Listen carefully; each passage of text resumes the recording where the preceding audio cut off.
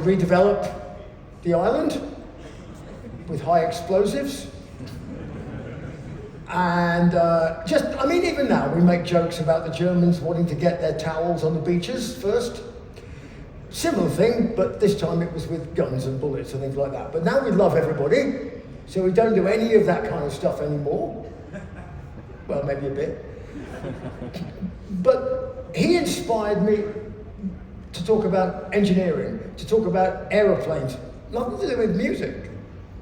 And so when I was a kid, 4 or 5 years old, that's who my heroes were. My heroes were astronauts and test pilots and Yuri Gagarin, who was the first guy in space. So those were my heroes, because in actual fact, I was born in a little town, a place called Worksop. Anybody here heard of Worksop? All right, you're a stalker. So Worksop is a funny place. It's a town, most places exist somewhere else. There's a Paris, Texas, Paris in France. There'll be a Sao Paulo, and I'm sure there'll be one in Portugal, there'll be one somewhere else. There is no Worksop anywhere in the world. It's like when they invented the name, they went, this must never happen again. There's the road in, and luckily there's the road out. And there's only, funnily enough, I read an article, because sometimes when you're famous, you Google yourself. Bruce Dickinson, news. Sex tape, what? No, so not yet, anyway, but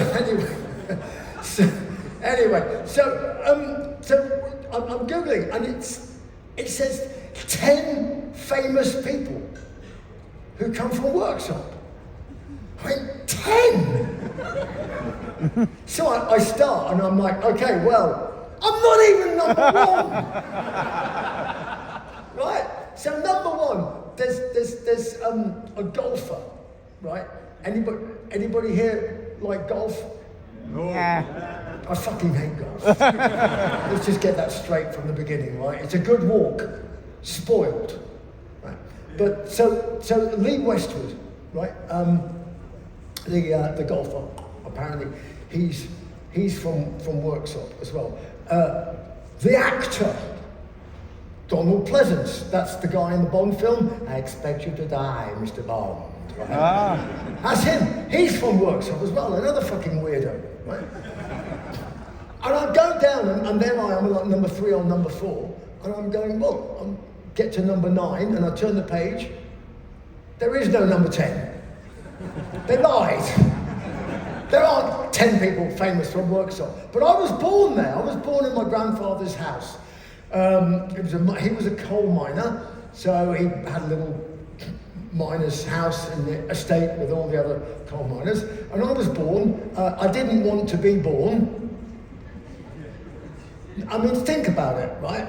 Like, who wants to? Honestly, you're in your mummy's tummy, right? And everything's being looked after. You're warm, you're comfortable, you're being fed, nothing bad is happening, right? And then birth.